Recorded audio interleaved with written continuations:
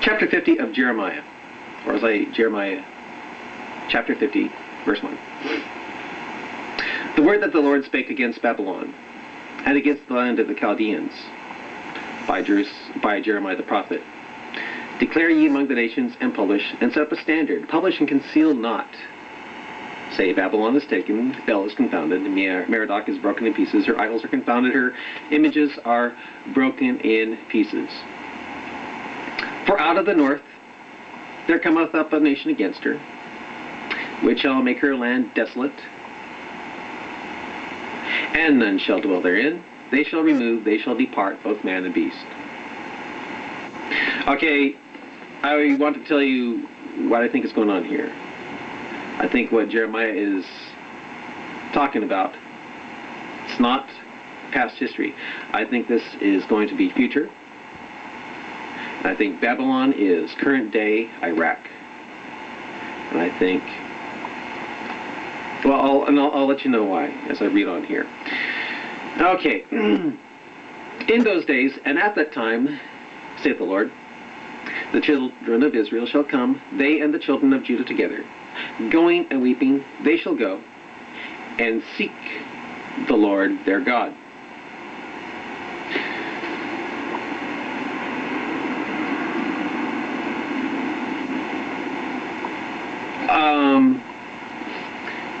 To me, this is partially fulfilled with the restoration of Israel, the Jews returning to Zion.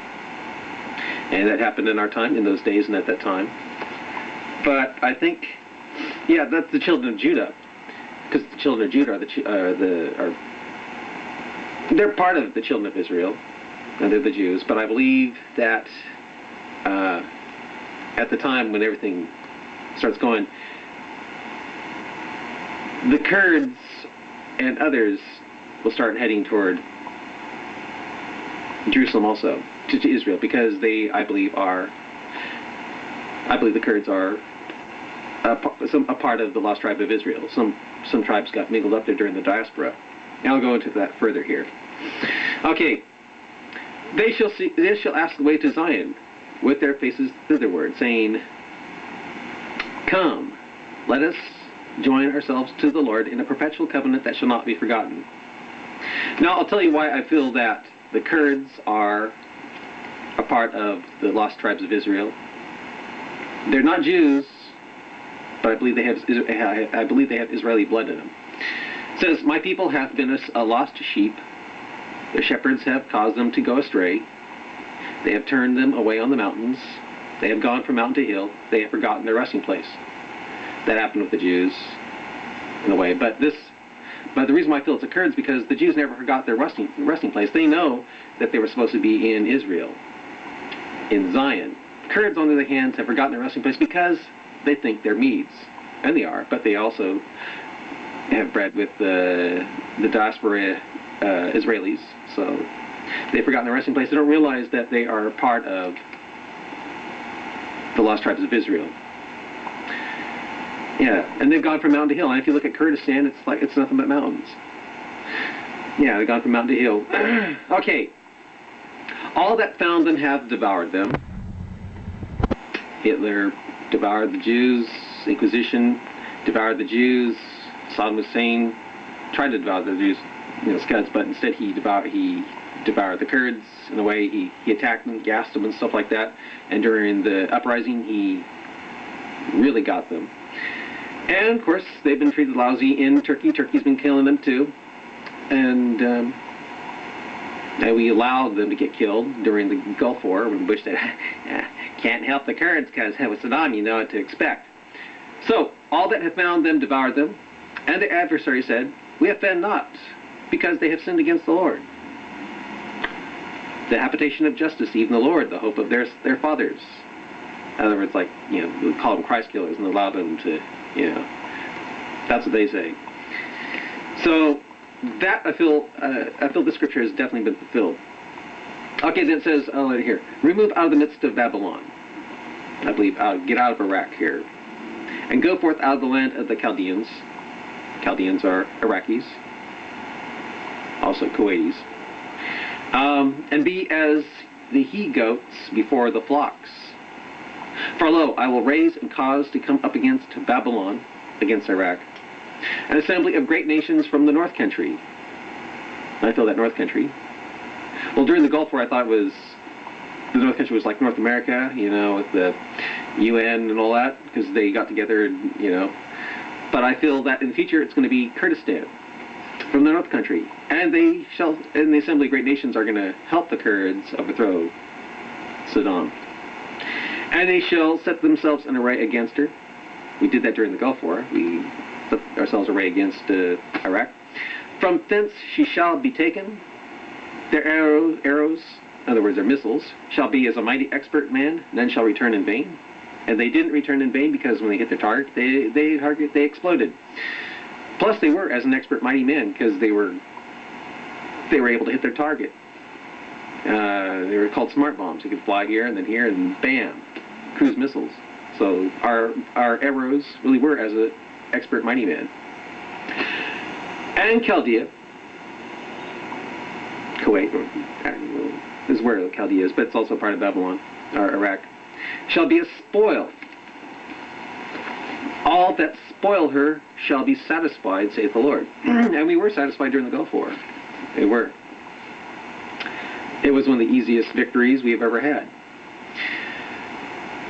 Because ye were glad, because ye rejoiced, O ye destroyers of mine heritage, because ye are grown fat as the heifer at grass and bellow as bulls, your mother shall be sore confounded. She that bare you shall be ashamed. Behold, the hindermost of the nations shall be a wilderness, a dry land, and a desert. I don't know what the hinderness of the nations is.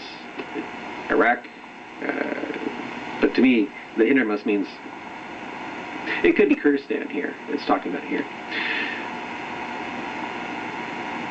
Because of the wrath of the Lord, it shall not be inhabited, but it shall be wholly desolate. Everyone that goeth by Babylon, or Baghdad, Iraq, shall be astonished in his dollar plagues. That kind of happened after the Gulf War, because the sewage treatments were destroyed, the electricity was down, all that stuff.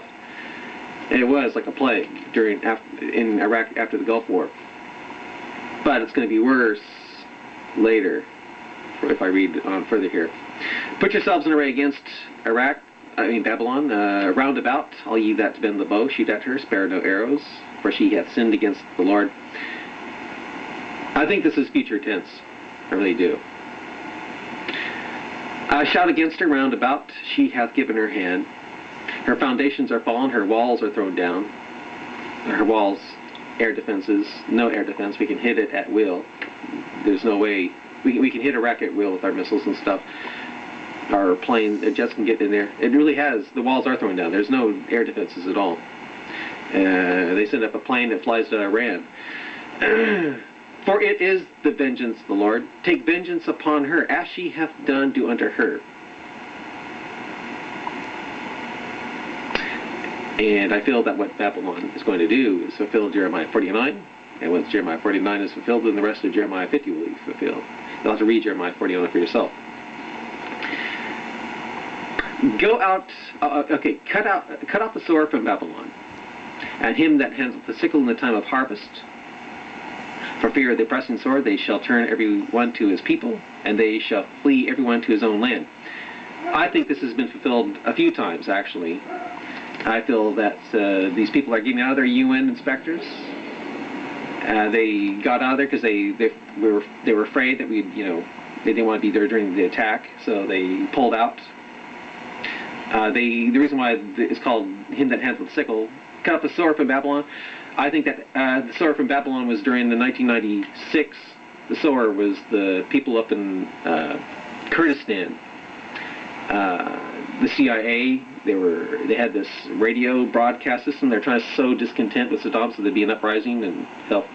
Or actually, what we didn't want an uprising. We wanted them someone close to Saddam to shoot Saddam. So it was like this Radio Free Iraq thing where I think the sower is sowing propaganda, the sower, and then they were cut off in 1996. So I think that was